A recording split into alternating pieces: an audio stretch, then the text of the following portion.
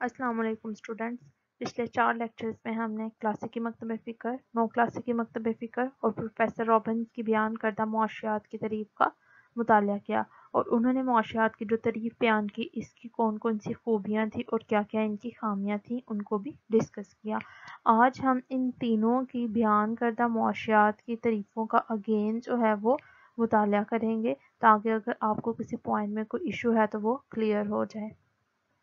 Adam Smith के मुताबिक मुआशियात एक ऐसा इल्म है जो पैदाइश दौलत, सर्फ दौलत, तकसीम दौलत और तबादला दौलत पर बहस करता है। एडम स्मिथ ने पैदाइश दौलत, सर्फ दौलत, तकसीम दौलत और तबादला दौलत को ही मुआशियात के 4 बुनियादी सतून करार दिया। लेकिन बाज़ मुफक्किरीन ने एडम स्मिथ की बयान करदा मुआशियात की तारीफ़ को तनकीद का निशाना बनाया। उन्होंने ये कहना स्टार्ट कर दिया कि ये दौलत का इल्म है, ये एक शैतानी इल्म है, ये लोगों में लालच पैदा करता है, लिहाजा इसे हासिल नहीं करना चाहिए। एडम स्मिथ और इसके पैरोकारों की तारीफ़ों से इल्म मुआशियात के बारे में जो गलत फहमियाँ पैदा हुई थी, इन्हें दूर करने के लिए कैम्ब्रिज यूनिवर्सिटी के डॉक्टर मार्शल ने मुआशियात की नए सिरे से तारीफ़ की और वो नो क्लासिकी मकतब फ़िक्र के बानी कहलाए।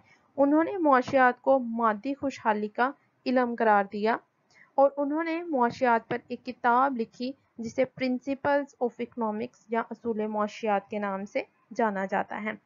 डॉक्टर एल्फ्रेड मार्शल ने मुआशियात की जो तारीफ़ की, इनके मुताबिक मुआशियात में इंसान के इन अमाल का मुताला किया जाता है जिनका ज़िंदगी के रोज़मर्रा के मामलात से ताल्लुक़ होता है। इसमें इंसान की इनफरादी और इज्तमाई मसाई के इस हिस्से का जायज़ा भी लिया जाता है जिसका इस बात से गहरा ताल्लुक़ है कि इंसान खुशहाल ज़िंदगी के मादी लवाज़मात क्यों कर हासिल करता है और इन्हें किस तरह खर्च करता है। बस एक तरफ ये दौलत का इल्म है तो दूसरी तरफ खुद इंसानी ज़िंदगी के एक पहलू का भी हिस्सा है।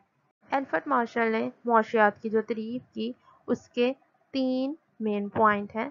सबसे पहले तो इल्म मुआशियात में इन लोगों के अमाल का मुताला किया जाता है जो मुआशरे में आम लोगों से ज़िंदगी बसर करते हैं और अपने रोज़मर्रा मामलात आपस में तय करते हैं। वो लोग जो आबादी से दूर अलग थलग रहते हैं और अलहदा ज़िंदगी गुजारते हैं, इनके अमाल का मुताला इल्म मुआशियात के दायरा कार में नहीं आता। सो हम ये कह सकते हैं मुआशियात का ताल्लुक इंसान की रोज़मर्रा ज़िंदगी से है, इसलिए ये बहुत अहम और मुफीद इल्म है। सेकंड नंबर पे सिर्फ मादी नौइयत की अशिया पैदा करने की इंसानी काविशों को मुआशियात के दायरे में शामिल किया जाता है।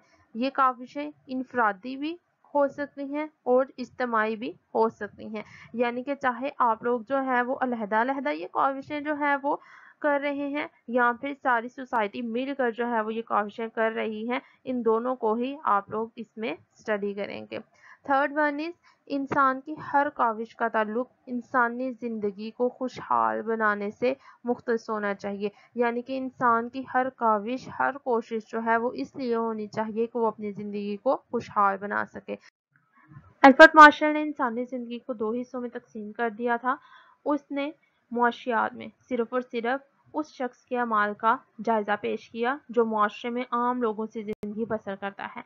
मार्शल के मुताबिक वो शख्स जो साधु होता है या दूर दराज जंगलात में जो है वो रहता है, उसका दुनिया से कोई ताल्लुक नहीं है, वो मुआशियात के जो है वो मौजूद बहस का हिस्सा नहीं बन सकता। लेकिन प्रोफेसर रॉबिन्स एल्फ्रेड मार्शल की इस राय से मुत्फिक नहीं था। इसके ख्याल में एक आदमी चाहे वो शहर में रहने वाला हो, चाहे वो देहात में रहने वाला हो या फिर आबादी से दूर जंगलात में जा बसे, जब वो महदूद राय और लामहदूद मकासद रखता है तो उसे मुआशी मसले का सामना करना पड़ता है। लिहाजा इसे इल्म मुआशियात की मदद दरकार होती है। लिहाजा सबसे पहला पॉइंट तो यही उठाया गया था इसकी डेफिनेशन पे। सेकंड पॉइंट जो उठाया गया वो था लवाज़मात की तकसीम दुरुस्त नहीं। हमने इसकी डेफिनेशन में देखा एल्फ्रेड मार्शल ने सिर्फ और सिर्फ इन इंसानी कोशिशों को इल्म मुआशियात का हिस्सा बनाया जो कि किसी मादी लवाज़मात के हसूल के लिए हों। जैसे हम काश्तकार की एग्जाम्पल ले लेते हैं, मजदूर की, बढ़ाई की कोशिशें जो लोग गैर मादी लवाज़मात की तकसीम के लिए जदोजहद करते हैं और खिदमात सर अंजाम देते हैं। अगर हम बात करें उस्ताद की, जज की, वकील की, डॉक्टर वगैरह की, तो इनकी काविशों को इल्म मुआशियात का हिस्सा नहीं बनाया डॉक्टर एल्फ्रेड मार्शल ने। ये बात भी दुरुस्त नहीं। کیونکہ علم معاشیات میں ہر اس شخص کی جدوجہد کو شامل کیا جاتا ہے جو معاشی نوعیت کی ہو، چاہے اس کا تعلق مادی لوازمات کے حصول سے ہو یا پھر غیر مادی لوازمات کے حصول سے۔ تھرڈ پوائنٹ جو اس کی ڈیفینیشن پہ اٹھایا گیا تھا وہ تھا دائرہ محدود کر دیا ہے۔ ڈاکٹر ایلفرڈ مارشل نے صرف اور صرف ان اعمال کو معاشیات کا موضوع بحث بننے دیا تھا جو انسانی زندگی کو خوشحال بنانے میں مدد دیتے ہیں، مثلاً کاشتکار کا گندم اگانا، موچی کا جوتا بنانا، مزدور کا فیکٹری میں کپڑا تیار کرنا وغیرہ۔ اس کے برعکس اگر کوئی شخص شراب پیتا ہے یا پھر زہریلی گیس تیار کر کے روزی حاصل کرتا ہے تو ایلفرڈ مارشل نے اس کے ان اعمال کو علم معاشیات کے دائرے سے خارج کر دیا تھا، یعنی کہ علم معاشیات کے دائرہ کار میں ان کو شامل نہیں ہونے دیا۔ یہ بات بھی درست نہیں تھی کیونکہ اگر معاشی نقطہ نظر سے دیکھا جائے تو دونوں عمل برابر ہیں، اس لیے دونوں قسم کی اشیاء انسانی حاجات کی تسکین کرتی ہیں۔ چوتھا پوائنٹ جو اس کی ڈیفینیشن پہ اٹھایا گیا تھا وہ تھا فلاح کا مفہوم واضح نہیں ہے۔ فلاح کو ہم لوگ مختلف معنوں میں لے سکتے ہیں، مثلاً اگر ایک شخص سگریٹ نوشی کرتا ہے تو اس کے لیے سگریٹ میں فلاح ہوتی ہے، اور وہ شخص جو سگریٹ نہیں پیتا اس کے لیے سگریٹ میں فلاح نہیں ہوتی۔ اس طرح ایک پڑھے لکھے آدمی کے لیے تو قلم میں فلاح ہوگی لیکن ایک ان پڑھ آدمی کے لیے قلم میں فلاح نہیں ہوگی۔ اسی طرح وہ شخص جس کو شراب پسند ہے اس کے لیے شراب میں فلاح ہے، اور وہ شخص جس کو شراب پسند نہیں ہے اس کے لیے شراب میں فلاح نہیں ہے۔ پانچواں پوائنٹ جو اس کی ڈیفینیشن پہ اٹھایا گیا وہ تھا فلاح کی پیمائش ممکن نہیں ہے۔ فلاح کا تعلق اگر دیکھا جائے تو انسان کی ذہنی کیفیت سے ہوتا ہے، اس کی عددی شکل میں پیمائش ممکن نہیں ہے کیونکہ ہمارے پاس ایسا کوئی اسکیل آف میئرمنٹ نہیں جس کے ذریعے ہم فلاح کی پیمائش کر سکیں یا پھر اس کو عددی شکل میں ماپ سکیں۔ لیٹس سپوز اگر دو پرسن ہیں اے اینڈ بی، اے کو سیب پسند ہے اور بی کو سیب پسند نہیں ہے، تو ہم کہیں گے کہ اے کے لیے سیب میں زیادہ فلاح ہے اور بی کے لیے سیب میں کم فلاح ہے، لیکن ہم عددی طور پر یہ نہیں بتا سکتے، ایگزیکٹ فگر نہیں بتا سکتے کہ اے کے لیے سیب میں کتنی فلاح ہے اور بی کے لیے سیب میں کتنی فلاح ہے۔ پوائنٹ نمبر 6 ہے پسندیدگی کا نامناسب اظہار۔ پروفیسر رابنس کے مطابق معاشیات ایک غیر جانبدار علم ہے، لہٰذا اس علم کا اچھائی اور برائی سے کسی قسم کا کوئی تعلق نہیں ہونا چاہیے۔ لیکن اگر ہم دیکھیں تو ڈاکٹر ایلفرڈ مارشل نے پسند اور ناپسند کا مسئلہ کھڑا کر کے علم معاشیات کا دائرہ کار محدود کر دیا۔ پوائنٹ نمبر 7 ہے معاشرتی روایات سے عدم توجیہ۔ اگر ایلفرڈ مارشل کی بیان کردہ معاشیات کی تعریف کو دیکھا جائے تو اس نے اپنی تعریف میں صرف اور صرف مادی خوشحالی پر زور دیا ہے، جبکہ اخلاقی قدریں، سیر و تفریح اور رسم و رواج ان سب کا بھی انسان کے معاشی فیصلوں پر بہت گہرا اثر پڑتا ہے اور ان کی تاریخی اہمیت کو بھی ہم نظر انداز نہیں کر سکتے، لیکن ایلفرڈ مارشل نے اپنی تعریف میں ان باتوں کا کسی قسم کا کوئی ذکر نہیں کیا۔ اس نے اپنی تعریف میں صرف اور صرف ایک ہی چیز پر زور دیا ہے اور وہ ہے مادی خوشحالی۔ ٹاپک ہے ڈاکٹر ایلفرڈ مارشل کی بیان کردہ معاشیات کی تعریف کی خوبیاں۔ سب سے پہلا پوائنٹ ہے معاشرتی علم۔ اگر دیکھا جائے تو ڈاکٹر ایلفرڈ مارشل نے معاشیات کی جو تعریف کی اس کے مطابق معاشیات ایک معاشرتی علم ہے جس میں انسان کی معاشی مسائل کو مرکزی یا پھر بنیادی حیثیت حاصل ہے۔ یہ تعریف علم برائے علم کے بجائے انسان کی فلاح و بہبود پر زور دیتی ہے، یعنی کہ عوام کی معیاری زندگی کو کیسے بلند کیا جائے۔ سیکنڈ پوائنٹ ہے انسان کی انفرادی اور اجتماعی کاوشوں کا جائزہ لیا گیا۔ ڈاکٹر ایلفرڈ مارشل نے اپنی تعریف میں ان تمام انسانی کاوشوں کا احاطہ کیا جو کہ انسانی زندگی کو بہتر بنانے کے لیے اختیار کی جاتی ہیں، چاہے وہ انفرادی نوعیت کی ہو یا پھر اجتماعی نوعیت کی۔ سب سے اہم مقصد یہ ہے کہ معاشرے کو خوشحال بنایا جائے اور اس کی ترقی کے لیے کام کیا جائے۔ تھرڈ پوائنٹ ہے روزمرہ معاملات کا علم۔ اگر ڈاکٹر ایلفرڈ مارشل کی تعریف کا بغور مشاہدہ کیا جائے تو اس میں ایک عام آدمی کے روزمرہ معاملات پر جو ہے وہ بحث کی گئی ہے۔ اس کا تعلق کسی مخصوص طبقے کے افراد سے نہیں ہے بلکہ یہ صارفین کے ایسے رویوں کی وضاحت کرتا ہے جو عمومی نوعیت کے ہوتے ہیں۔ فورتھ پوائنٹ ہے واضح اور ٹھوس دلائل کی حامل ہے۔ ڈاکٹر ایلفرڈ مارشل کی تعریف میں کسی قسم کی کوئی پیچیدگی نہیں ہے بلکہ یہ بہت ہی سادہ اور مؤثر اور براہ راست تعریف ہے، اور معاشی لوازمات کے حصول کے ضمن میں جو بھی کوششیں کی جائیں اسے معاشیات کا موضوع بحث بنایا گیا۔ پانچواں پوائنٹ ہے جدید معاشی نظریات سے مطابقت رکھتی ہے۔ اگر ہم جو ہے وہ موجودہ دور دیکھیں تو موجودہ دور میں معاشی ترقی اور منصوبہ بندی دونوں ایک دوسرے کے لیے لازم و ملزوم ہو کر رہ گئے ہیں۔ ایلفرڈ مارشل اور اس کے پیروکاروں نے انسانی فلاح و بہبود پر بہت زور دیا، یعنی کہ انہوں نے معاشیات کی جو تعریف کی اس میں انہوں نے انسانی فلاح و بہبود پر زور دیا، جس کی وجہ سے ہم یہ کہہ سکتے ہیں کہ ایلفرڈ مارشل کی بیان کردہ معاشیات کی تعریف جدید معاشی نظریات سے بھی مطابقت رکھتی ہے۔ پوائنٹ نمبر 6 ہے دولت مادی بہبود کا ذریعہ۔ ڈاکٹر ایلفرڈ مارشل کی بیان کردہ تعریف دیکھی جائے تو اس کے مطابق دولت انسان کی مادی بہبود کا ایک ذریعہ بنتی ہے۔ اگر دولت کو دیکھا جائے تو دولت تو خود ایک بے جان چیز ہے، اس کا اپنا کسی قسم کا کوئی مقصد نہیں ہوتا، اور دولت کو ہم یہ نہیں کہہ سکتے کہ صرف اور صرف لالچ کی غرض سے پیدا کیا جاتا ہے، بلکہ دولت پیدا کرنے کا بنیادی مقصد انسانی زندگی کو خوشحال بنانا ہوتا ہے۔ تو لہٰذا ڈاکٹر ایلفرڈ مارشل نے کہا کہ معاشیات میں انسان اور دولت دونوں کا ہی مطالعہ کیا جاتا ہے، لیکن اگر ہم دیکھیں تو انسان کی بہبود کو اولین اہمیت حاصل ہوتی ہے، یعنی کہ اس نے معاشیات کو دولت کا علم بھی قرار دیا اور اس کے ساتھ ساتھ یہ بھی بتایا کہ انسان کی بہبود کو جو ہے وہ زیادہ اہمیت حاصل ہوتی ہے معاشیات میں۔ پروفیسر رابنس نے 1932 میں علم معاشیات پر ایک کتاب لکھی۔ ان کی کتاب کا نام علم معاشیات کی نوعیت و اہمیت ہے۔ اس کتاب میں انہوں نے ڈاکٹر مارشل کے نقطہ نظر پر تنقید کی اور اس سے اختلاف کرتے ہوئے علم معاشیات کو اپنے انداز میں پیش کیا۔ انہوں نے معاشیات کی جو تعریف کی اس میں انہوں نے انسان کی معاشی زندگی کی 4 خصوصیات کو بطور خاص بنیاد بنایا۔ وہ 4 خصوصیات لاتعداد مقاصد، اہمیت کے لحاظ سے مقاصد میں فرق، کمیاب ذرائع اور ذرائع کا متبادل استعمال ہے۔ اب ہم 1 بائی 1 ان چاروں پوائنٹس کو ڈسکس کرتے ہیں۔ سب سے پہلی خصوصیات ہے لاتعداد مقاصد۔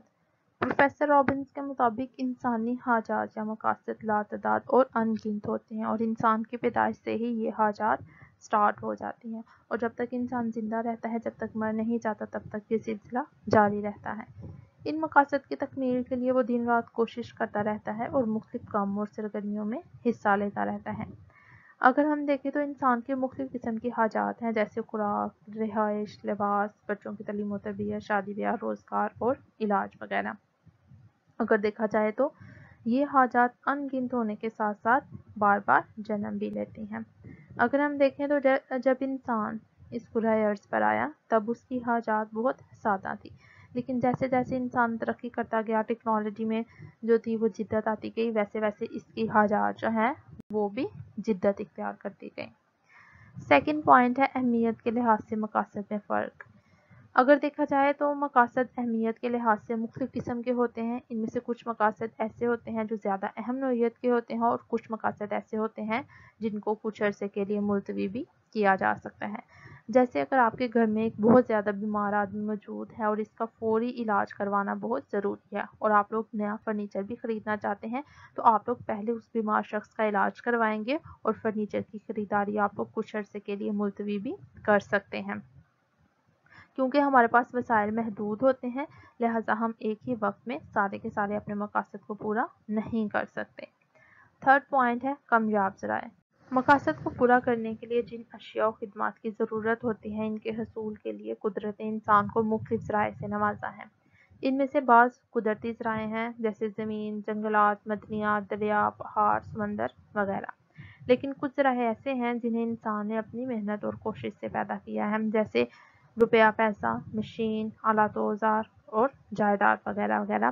علم معاشیات میں ہمارا تعلق ان ذرائع سے ہوتا ہے جو محدود ہیں اور مقاصد کے مقابلے میں کمیاب ہیں۔ یہاں پر ہم کمیاب سے مراد وہ ذرائع ہرگز نہیں لیتے جو مقدار میں تھوڑے ہیں، بلکہ یہ انسانی حاجات کے تناسب سے کم ہوتے ہیں۔ جیسے اگر دیکھا جائے تو دنیا میں اربوں ٹن گندم پیدا ہوتی ہے، لیکن طلب کے مقابلے میں کم ہونے کی وجہ سے کمیاب ہے اور قیمتاً حاصل کرنا پڑتی ہے۔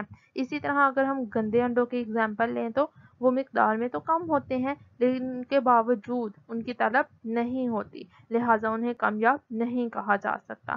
بس ہم یہ کہہ سکتے ہیں کہ ذرائع انسان کی معاشی حاجات کو پورا کرتے ہیں اور وہ کامیاب بھی ہوتے ہیں۔ چوتھا پوائنٹ ہے ذرائع کا متبادل استعمال۔